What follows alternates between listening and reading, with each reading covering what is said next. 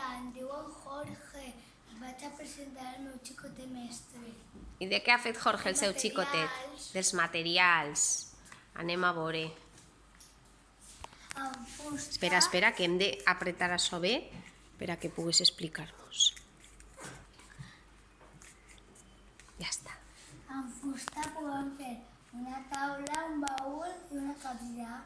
Amb vidre podem fer una làmpara, gots i bombilles.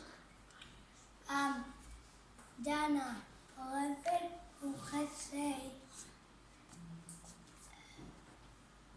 Amb plàstic podem fer un baló, les orelles i un bol. Molt bé. Amb metall, una aixeta i un cobert. Amb pell, sabata i una cartera.